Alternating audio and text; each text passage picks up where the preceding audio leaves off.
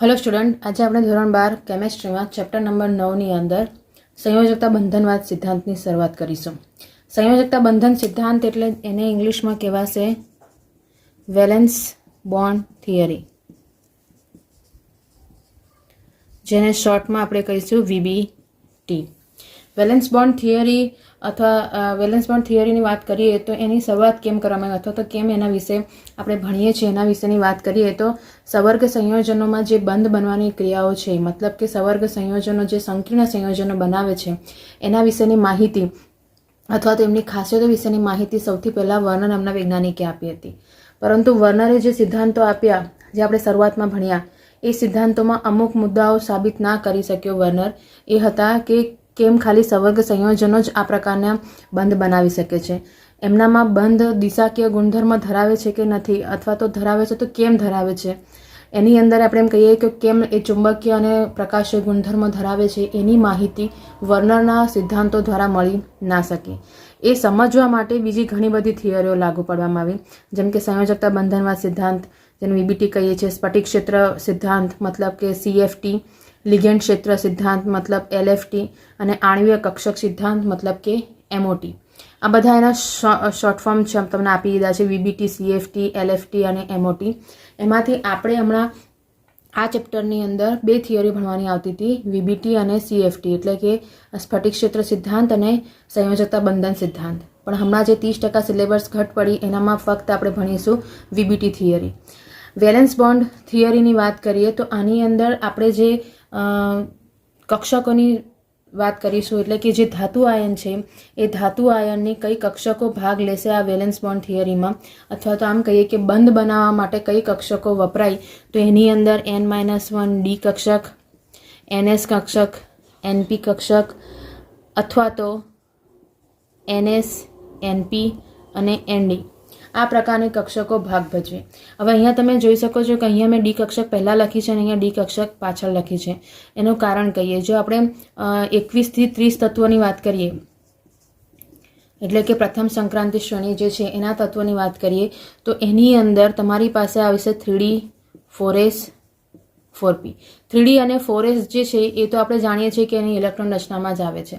જ્યારે બંધ બનાવવા માટે 3D અને 4sમાં ખાલી કક્ષક ના હોય, मतलब कोईपण बंध बनावो होय, सहसंयोजक बंध बनावो होय तो कां तो एक कक्षक खाली होवी जोईए अथवा तो एनी अंदर एक इलेक्ट्रॉन होवो जोईए कि जेनी साथे भागीदारी करीने बंध बनाई शके। पण अहींया सहसंयोजक बंध नथी बनाववानो, एटला माटे अहींया बंध बनाववा माटे एक खाली कक्षक ज जोईए जेनी अंदर लिगेंड पोताना इलेक्ट्रॉन आपीने बंध बनाई शके छे।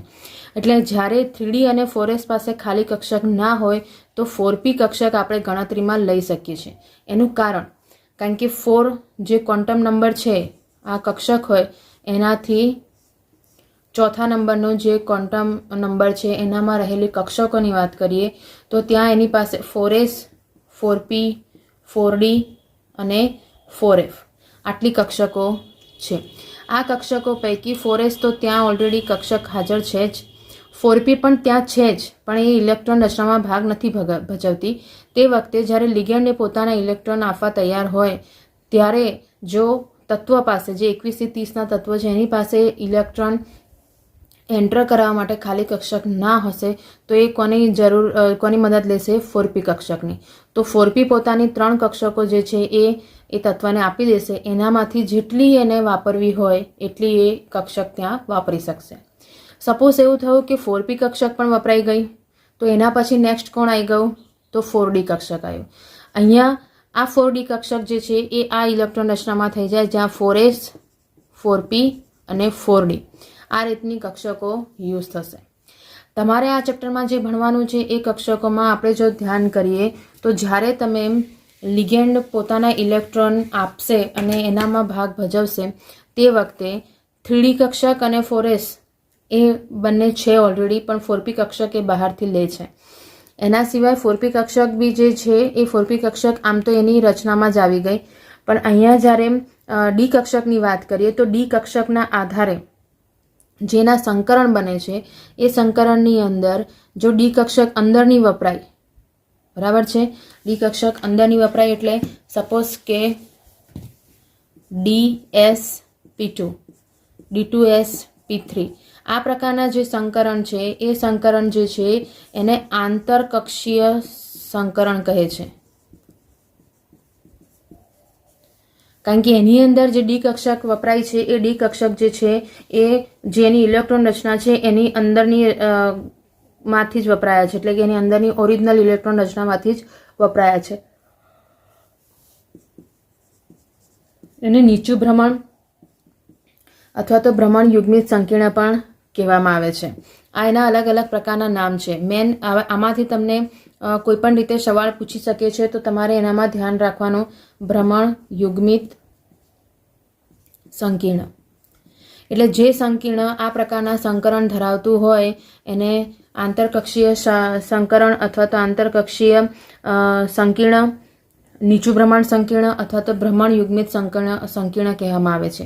જ્યારે 4D કક્ષક યુઝ થાય છે, આમાં આપણે એટલું ધ્યાન રાખી લઈશું, જો 3D વપરાય તો DsP2, D2sp3 એને આંતરકક્ષીય સંકરણ કહે છે.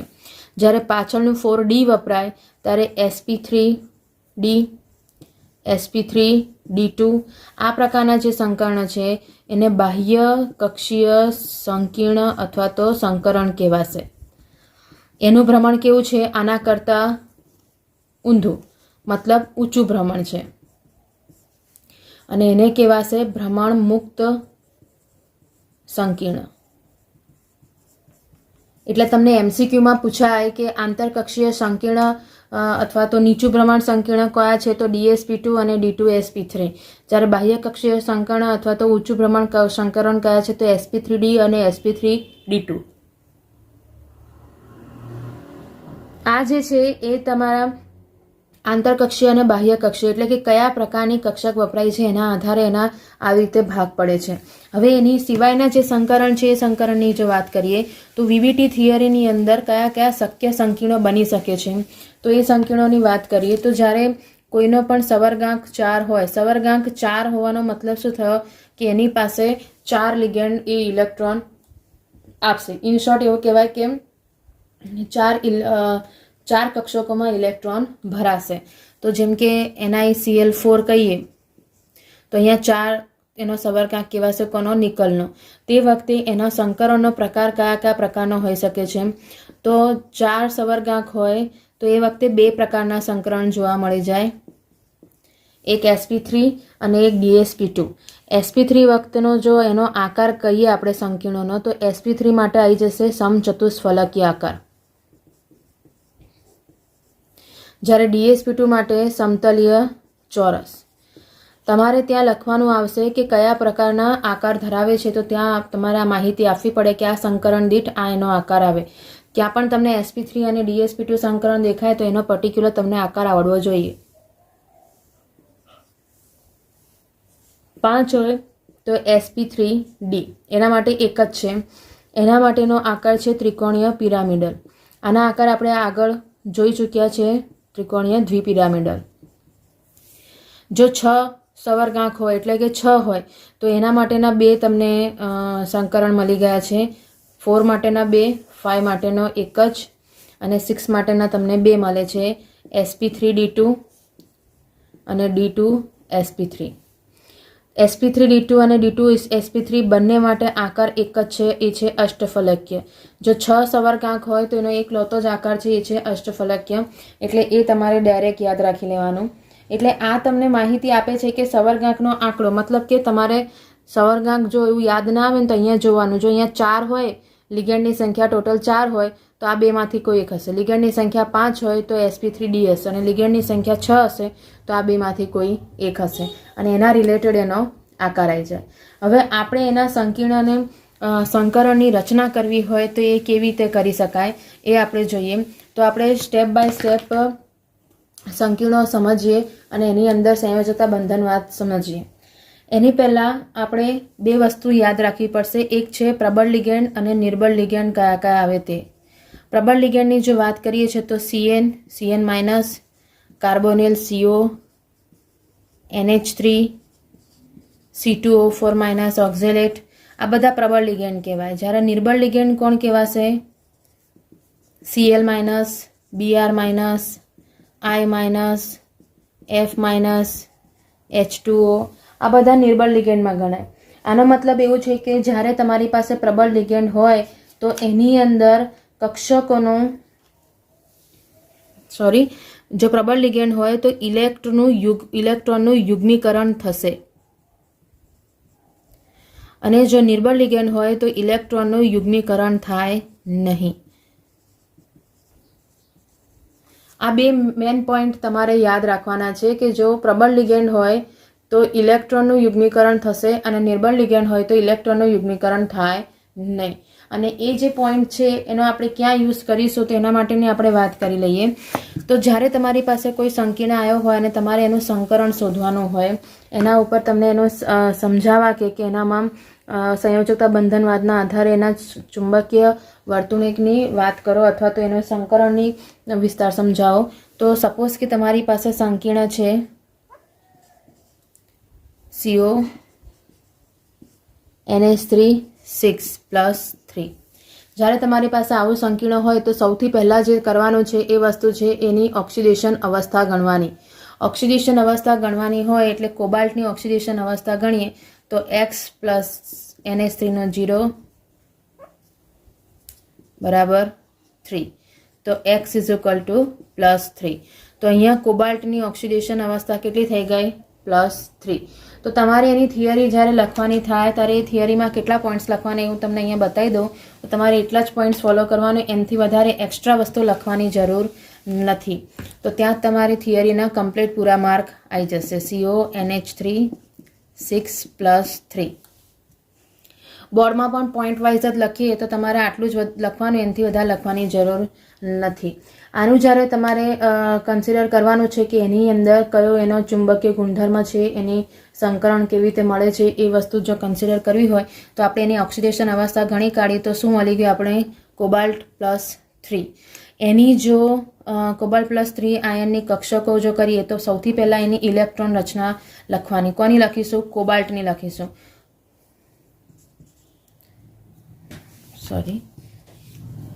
કોબાલ્ટ એટલે ઓક્સિજન નાનો. કોબાલ્ટની પરમાણુ ક્રમાંક છે 27. એની જો ઇલેક્ટ્રોન રચના લખીએ તો Ar3d7 4s2 બરાબર છે. આ એની ઇલેક્ટ્રોન રચના છે. એના આધારે જ્યારે કોબાલ્ટ +3ની આપણે ઇલેક્ટ્રોન રચના લખીશું તો એ થઈ જશે Ar3d6 4s0. 2 ઇલેક્ટ્રોન પહેલાં 4s કક્ષકમાંથી જશે અને પછી 3d કક્ષકમાંથી જશે, કારણ કે બાહ્યતમ કક્ષા સૌથી બહાર 4s કક્ષક થઈ જાય. હવે જ્યારે એની આયનીય કક્ષકો આપણે જો ડ્રો કરીએ તો આ જેટલા ઇલેક્ટ્રોન અહીંયા બતાવવાના છે એ આપણે એને દોરીશું તો કેટલા થશે? તો આર્ગોન તો લખવાનું, ડીની 5 કક્ષકો આવી જાય બરાબર. 4sની 1.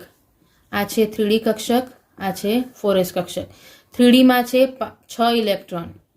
તો 5 ઇલેક્ટ્રોન પહેલાં સિંગલ ભરવાના અને પછી એનું યુગ્મીકરણ કરવાનું.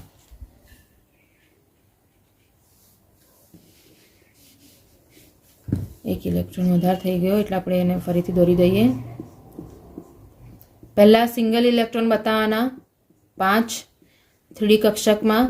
આ 4s કક્ષક છે અને છઠ્ઠો ઇલેક્ટ્રોન અહીંયા આવી જાય. હવે આની અંદર તમારે એક મેઇન પોઈન્ટ લખવાનો કે અહીં NH3 જે છે એ પ્રબળ લિગેન્ડ હોવાથી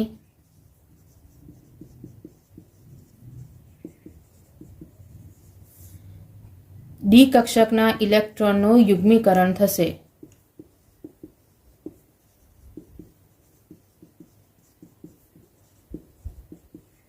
બરાબર છે. એના કારણે થશે શું? તો જે નવી કક્ષકો બનશે અથવા તો જે ઉત્તેજિત અવસ્થા એનામાં કહેવાશે. તો ઉત્તેજિત અવસ્થામાં એમ તો આપણે ઉત્તેજિત અવસ્થા અહીંયા લખવાની જરૂર નથી, કારણ કે અહીંયા યુગ્મીકરણ થઈ જશે. તો આપણે ડાયરેક્ટ જ લખી દઈશું કે CO+3ની કક્ષકો, અને એમાં હવે આપણને શું મળી જશે? AR. અને ડી કક્ષકોનું આપણે શું કરી દેવાનું છે? યુગ્મીકરણ કરવાનું. યુગ્મીકરણ એટલે અહીંયા 6 છે તો 1 2 3 4 5 અને 6. તો આ 3d કક્ષકનું યુગ્મીકરણ થઈ ગયું. પછી આવી ગઈ 4s કક્ષક. હવે આપણે અહીંયા જે મેન કન્સિડર કરવાનું છે કે આપણને કેવી રીતે સંકરણ ખબર પડે કે કયું સંકરણ અહીંયા હાજર હશે. તો તમારે શું દેખવાનું? આ નંબર દેખવાનો. આ નંબર કેટલો છે? 6. અહીંયા તમારી લિગેન્ડની સંખ્યા કેટલી છે? 6. મતલબ તમારી પાસે 6 ખાલી કક્ષકો હોવી જોઈએ. તમારી પાસે ખાલી કક્ષક અહીંયા કેટલી મળે છે? 1, 2 અને 3. તો હજુ તમારે 3 કક્ષકો ખૂટે છે. એ 3 કક્ષક આપણે કઈથી લઈશું?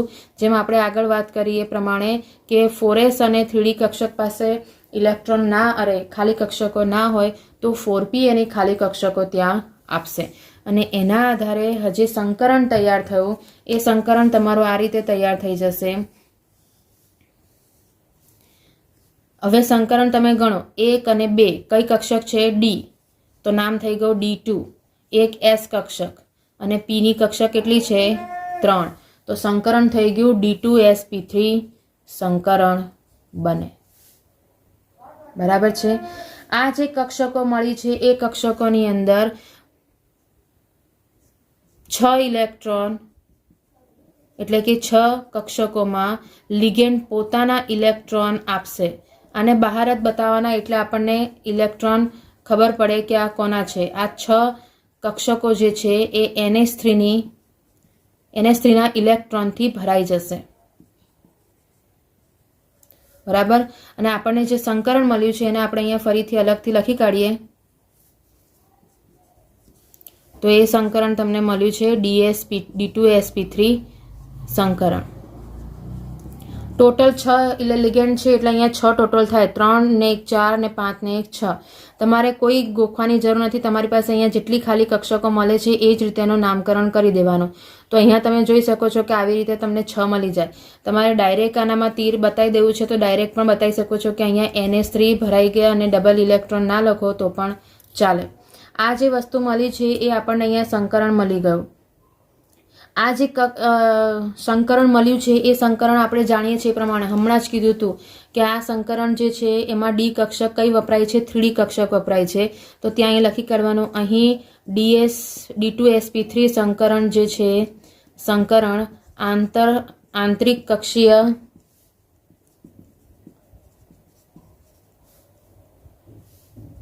સંકરણના કારણે આંતરિક કક્ષીય સંકીર્ણ બનશે. બરાબર. અથવા તો તમે એવું કહી શકો છો કે અહીંયા D2sp3 સંકરણ જે છે એ આંતરિક કક્ષીય સંકીર્ણ છે એવું પણ લખી શકાય. તો ડાયરેક્ટ એટલું સંકીર્ણ આંતરિક કક્ષીય સંકરણ કહેવાય. જેને નીચું ભ્રમણ પણ કહી શકશો અથવા તો તમે આપણે દેખ્યું પ્રમાણ યુગ્મિત સંકીર્ણ પણ કહેવાશે. આ સંકરણ આપણે મળી ગયું D2sp3 સંકરણ તમને અહીંયા મળી ગયું. આની અંદર હવે એનો જે ચુંબકીય ગુણધર્મ આપણે નોટ કરીએ તો ચુંબકીય ગુણધર્મ કેવી રીતે ખબર પડે? તો ચુંબકીય ગુણધર્મ માટે દેખવાનું કે અહીંયા જે આખા સંકીર્ણ જે બન્યું છે એનામાં કોઈ જગ્યાએ અયુગ્મિત ઇલેક્ટ્રોન મળે છે. જો અયુગ્મિત ઇલેક્ટ્રોન મળતો હોય તો એ અનુચુંબકીય બને અને અયુગ્મિત ઇલેક્ટ્રોન ના હોય તો એ બધા શું મળી જાય? પ્રતિચુંબકીય બને. તો અહીંયા આપણે લખી શકીશું કે અહીં બધા જ ઇલેક્ટ્રોન યુગ્મિત હોવાથી સંકીર્ણ પ્રતિચુંબકીય છે.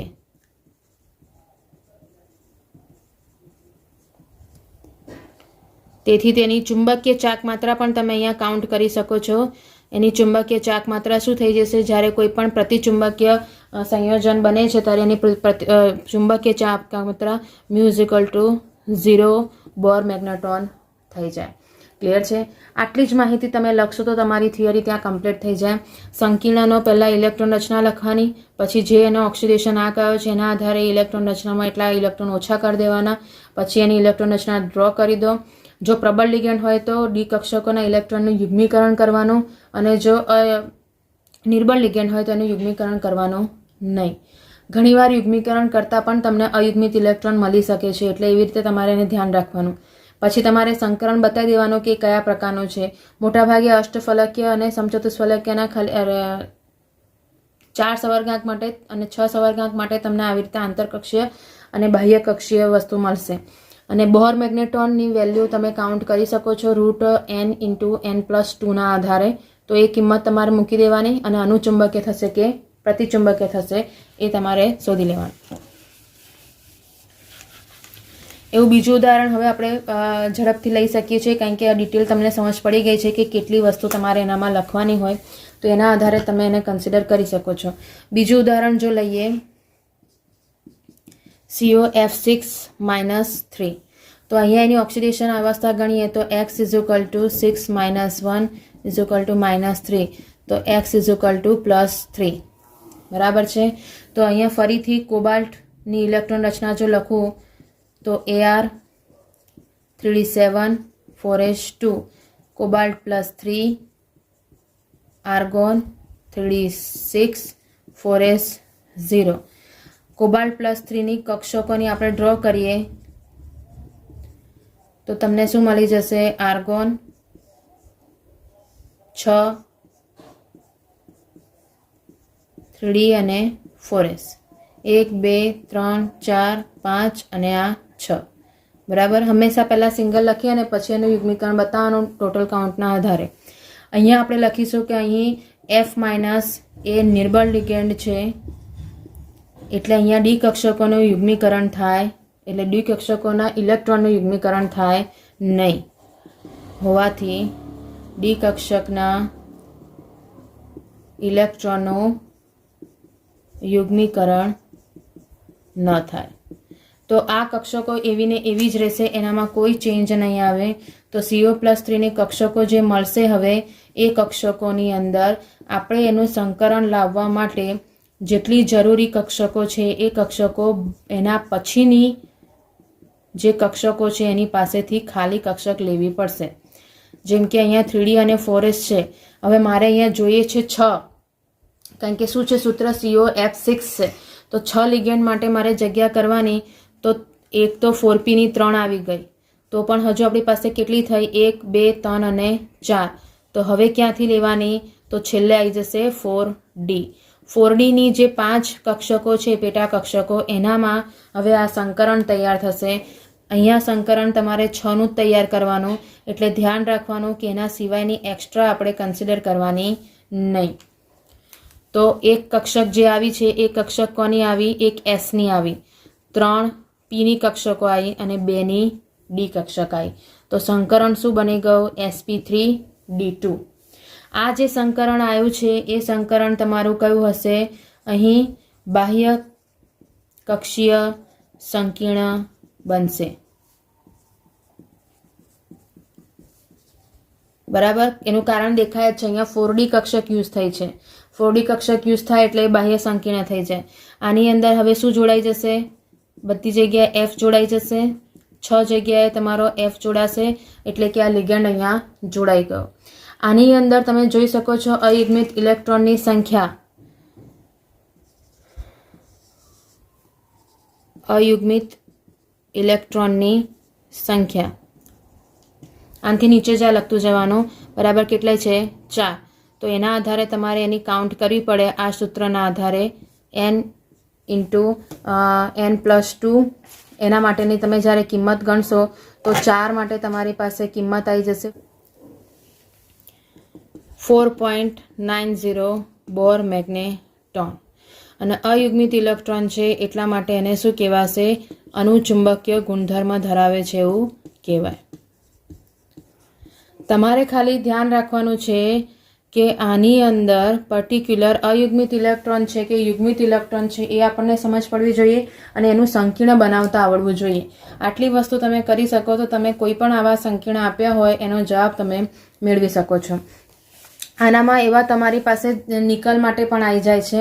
તો નિકલના NiCl4 અને NiCO4 એના જો કમ્પેરિઝનની જો વાત કરીએ છીએ તો નિકલ માટે તમારી પાસે ઓક્સિડેશન અવસ્થા જ્યારે કાઉન્ટ કરીએ તો ઓક્સિડેશન અવસ્થા ગણતા આવડીએ તો તમે આખું સંકીર્ણ જોઈ શકો છો. આપણે જોઈ લઈએ એટલે તમે એનામાં કાઉન્ટ કરી શકશો. જેમ કે NiCl4 -2, એની સામે NiCN4 -2.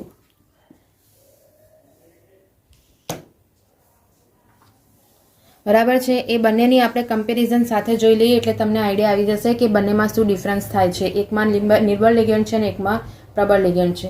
બંનેની જ્યારે તમે કાઉન્ટિંગ કરશો ઓક્સિડેશન આંકની તો એનામાં તમને એનો ચાર્જ Ni+2 જ મળશે. તો નિકલની ઇલેક્ટ્રોન રચના જો લખું હું તો આર્ગોન 3d8 4s2 અને એના આધારે Ni+2 જો કન્સિડર કરીએ છીએ તો આપણને શું મળી જશે? Argon 3d8 4s0. બરાબર છે. એની જો હું ડ્રો કરવા જાઉં છું કક્ષકો તો એ કક્ષકોને આપણે ડ્રો કરી જોઈએ. 1 2 3 4 5 6 7 અને 8. બરાબર. અને પછી 4s કક્ષક. ક્લિયર? હવે એની જો સંકીર્ણની રચના દેખીએ તો અહીંયા આપણને શું મળી જશે? અહીંયા નિર્બળ લિગેન્ડ છે એટલા માટે એનું યુગ્મીકરણ થાય નહીં. એટલે હું શોર્ટમાં લખી દઉં છું નિર્બળ લિગેન્ડ યુગ્મીકરણ ન થાય.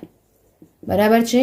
તો જ્યારે એનો સંકીર્ણ આપણે લખીશું NiCl4 - 2 એની કક્ષકો કન્સિડર કરીએ તો એમાં શું સંકરણ જોવા મળશે? તો આર્ગોન નીચે આપણે ડ્રો કરીએ. આર્ગોન 3d કક્ષક છે. 1 2 3 4 5 6 7 અને 8. 4s કક્ષક થઈ અને એની સાથે આવી જશે 4p ની 3 કક્ષકો. તો તમારી પાસે સંકરણ થઈ જશે. એ સંકરણ બનશે sp3 સંકરણ. એક s કક્ષક અને 3 p કક્ષક, કારણ કે ખાલી 4 જ લિગેન્ડ જોડાવાના છે એટલે sp3 કક્ષક થઈ જશે.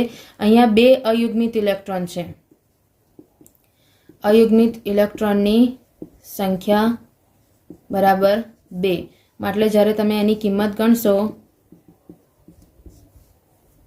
તો એની કિંમત તમારી આવી જશે 2.87 સમથિંગ છે. 2.84. અને અયુગ્મિત ઇલેક્ટ્રોન છે એટલા માટે એને શું કહેવાય જશે? અનુચુંબકીય કહેવાય.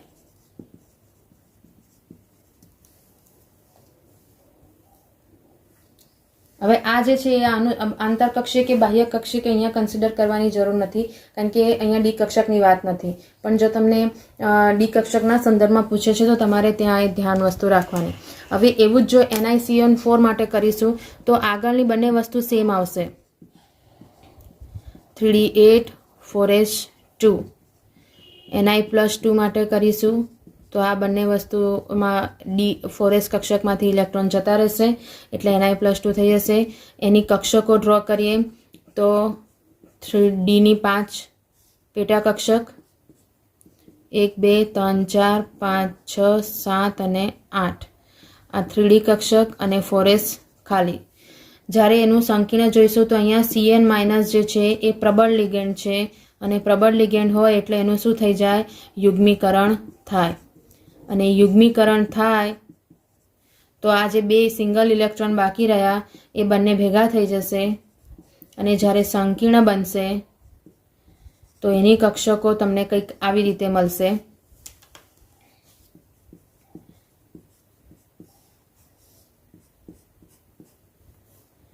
એક 2 3 4 5 6 7 8. બરાબર.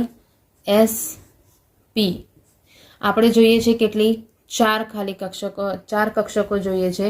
તો એ 4 કક્ષકોમાં તમારી પાસે જે સંકરણ બનશે એ સંકરણમાં આવી જશે 3d, આ 4s અને આ 4p. તો એક ડીની કક્ષક, એક એસની કક્ષક અને 2 પીની કક્ષક, એટલે સંકરણ થઈ જશે dsp2 કક્ષક. હા, અહીંયા આકારો કહેવાના રહી ગયા. આકાર આપણે પહેલાં પણ કહી દીધા છે કે sp3 સંકરણ હોય તો સમચતુષ્ફલકીય હશે, dsp2 સંકરણ હશે તો સમતલીય ચોરસ હશે. એટલે તમે ત્યાં એનામાંથી અંદાજો લગાડી શકો છો. અહીંયા તમે એના લિગેન્ડ બતાવી દેવાના CN CN CN CN. બરાબર છે. આનામાં અયુગ્મિત ઇલેક્ટ્રોનની સંખ્યા 0.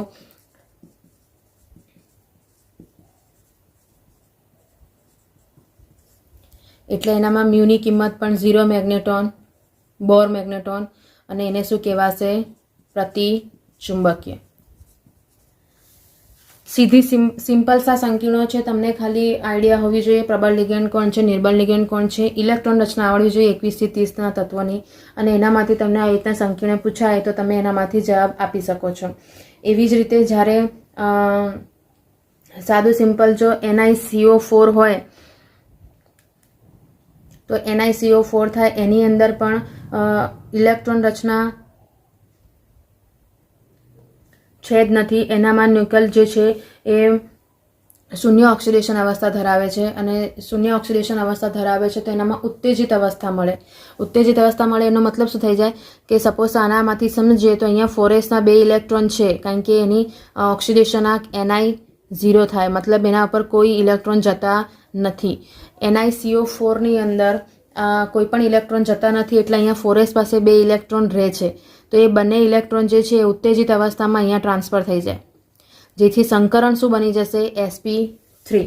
જો જોવું હોય તો આપણે જોઈ શકીએ છીએ કે એનામાં શું થશે.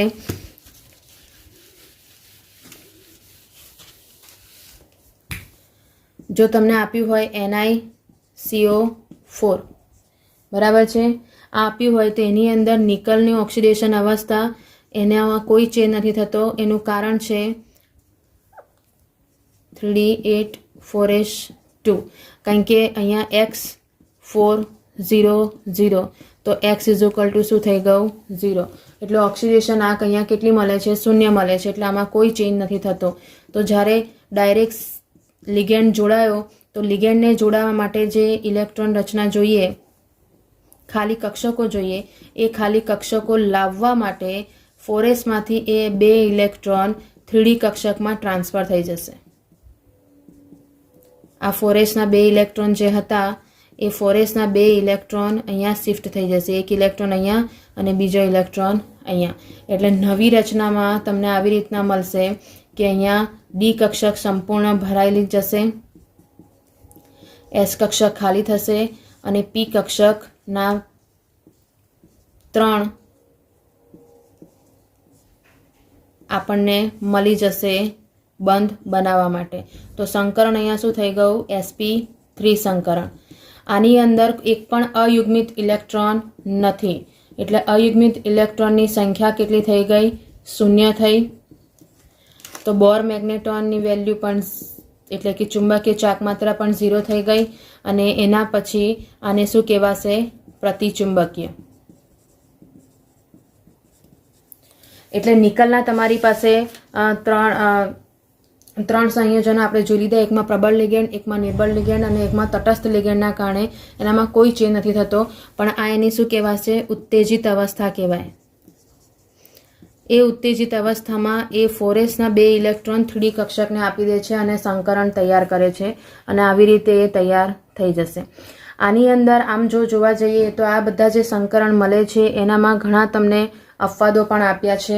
અહીં અપવાદની પણ વાત કરીએ, પણ એ પહેલાં આપણે જે પોઈન્ટ સમજી લઈએ તો સંકૃત કક્ષકો જે આપણે હમણાં અહીંયા બનાવીએ છીએ, જે સંકરણમાં વપરાયતી કક્ષકો છે, જેમ કે sp3માં s અને 3 p કક્ષકો, dsp2માં 1 d 1 s અને 2 p કક્ષકો, આ બધી જે કક્ષકો છે એને સંકૃત કક્ષકો કહેવાય.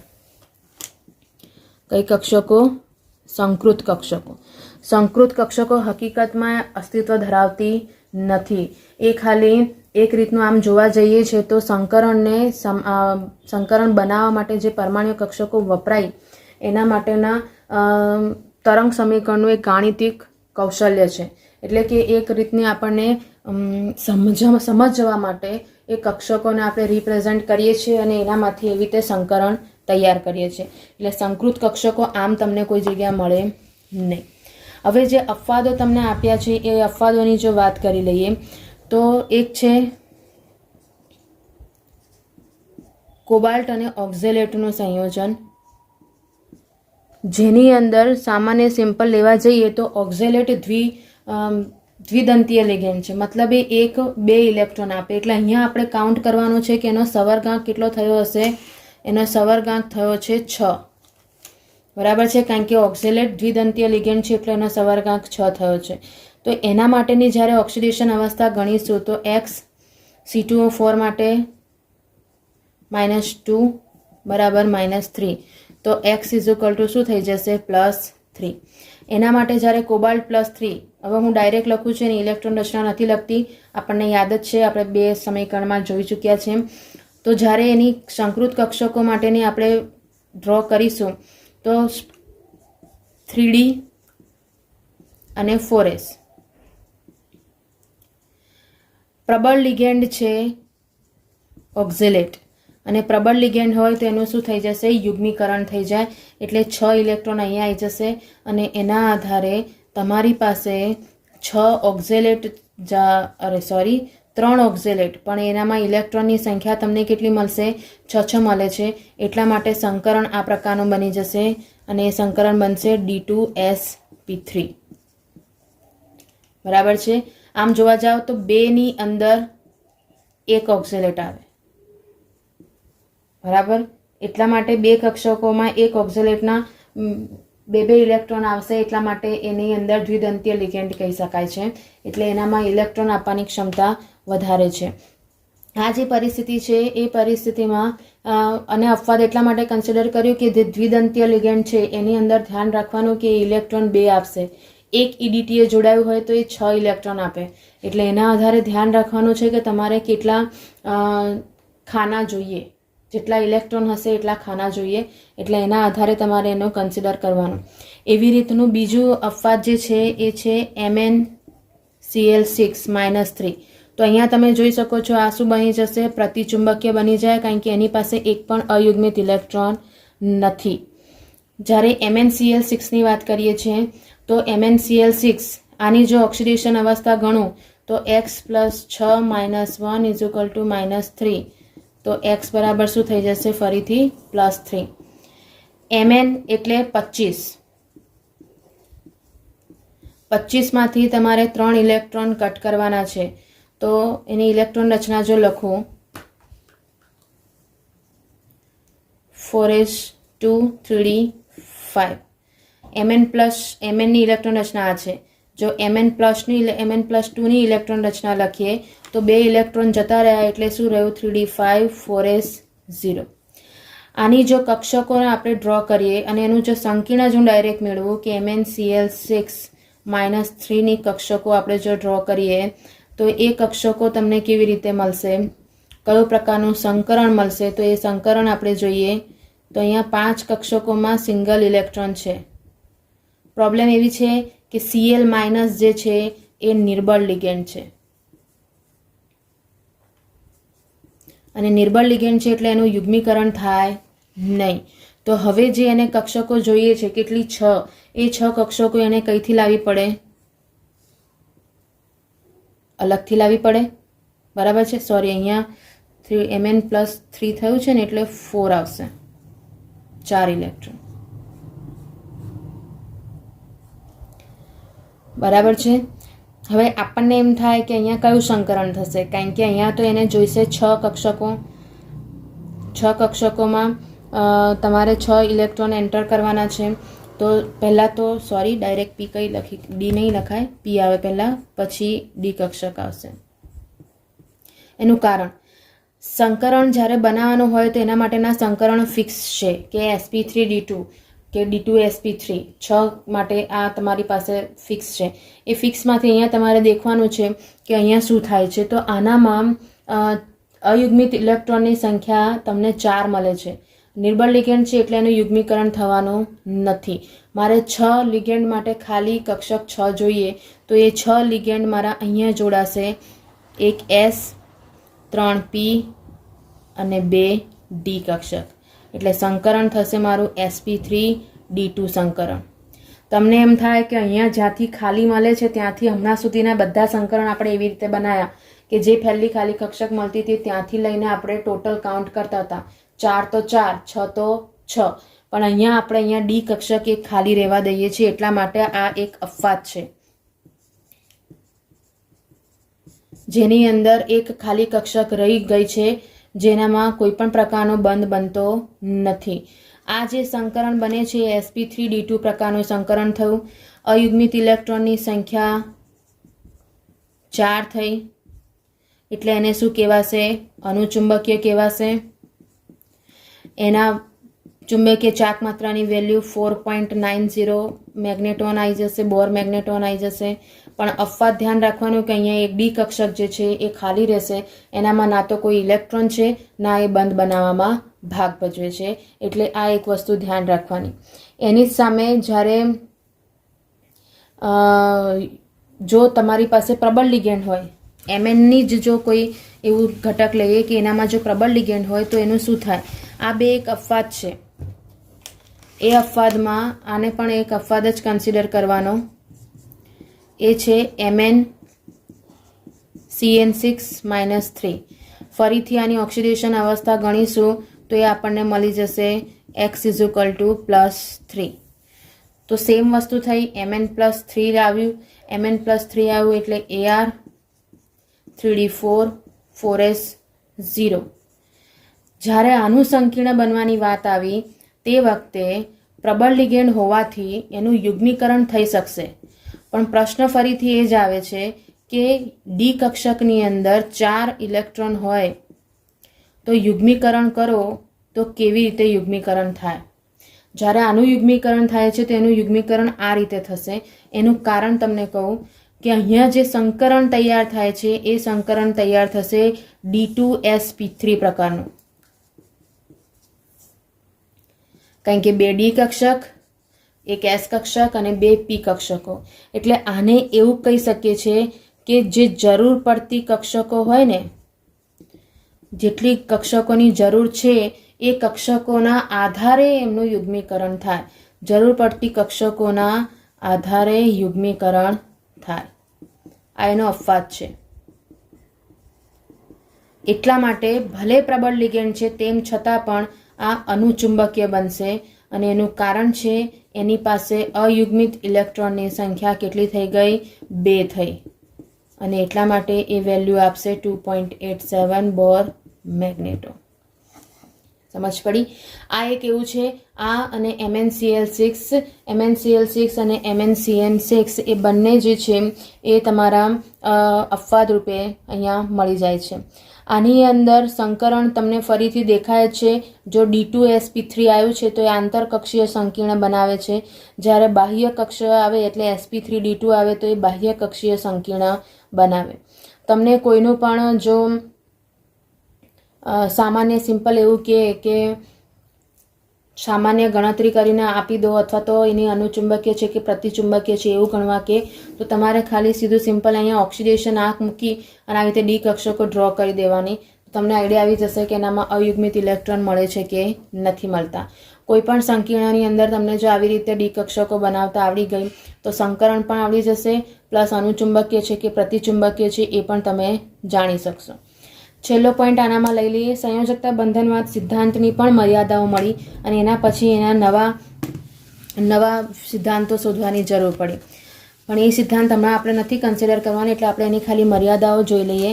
તો મર્યાદામાં તમને એવું આપ્યું કે અહીંયા ઘણી બધી ધારણાઓનો સમાવેશ થાય છે. પહેલો પોઈન્ટ એનામાં એ હતો. બીજો પોઈન્ટ એવો આવ્યો કે ચુંબકીય જથ્થાનું અર્થઘટન આપી શકતો નથી. માહિતીનું જથ્થાત્મક અર્થઘટન નથી આપી શકતો. મતલબ ડિટેલિંગ તમને નથી કહી શકતા. એનો એ કન્સિડર નહીં કરી શકે આ સિદ્ધાંત. સવર્ગ સંયોજનો દ્વારા જે રંગ મળે છે આપણને એના વિશેની માહિતી આ જે આપણને સંકરણ મળે છે એના ઉપરથી મળતી નથી. એની અંદર ઉષ્માગતિકીય અને ગતિકીય સ્થાયિતા વિશેનું જથ્થાત્મક અર્થઘટન આપી નથી શક્યો. મતલબ એ એનામાંથી ઉર્જાનું વહન થશે કે ઉર્જાનું શોષણ થશે એની બી કોઈ માહિતી આપી શક્યા નથી.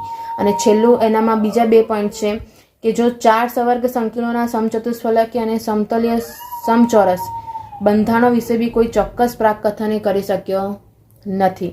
અને છેલ્લું આપી દીધું કે નિર્બળ અને પ્રબળ લિગેન્ડ વચ્ચે ભેદ પાડી શકતા નથી. એની ખાસિયત જે છે એ છે પાણી. પાણીનો અણુ ઘણી જગ્યાએ તમને પ્રબળ લિગેન્ડ તરીકે પણ મળી જશે અને નિર્બળ લિગેન્ડ તરીકે પણ મળી જાય છે. તો એની કન્ફર્મેશન તમને આ સિદ્ધાંત દ્વારા મળતી નથી. આ જે 6 મુદ્દાઓ થયા છે એક્ઝામમાં સવાલ પૂછાય કે સ્ફટિક ક્ષેત્ર સંયોજકતા બંધનવાદની મર્યાદાઓ સમજાવો તો તમારે આ 6 પોઈન્ટ્સ લખવા પડે. 2 માર્ક્સમાં પણ પૂછાઈ શકે છે અને 3 માર્ક્સમાં પણ પૂછાઈ શકે છે. તો આવી રીતે થિયરી ધ્યાન રાખવાની. અને આ થિયરીઓ જે થિયરીઓ કરાઈ છે એ થિયરીઓ ખરેખર ઇમ્પોર્ટન્ટ છે. તમારે એની પ્રેક્ટિસ કરવાની અને ઇઝી છે તો એ આવડી જશે.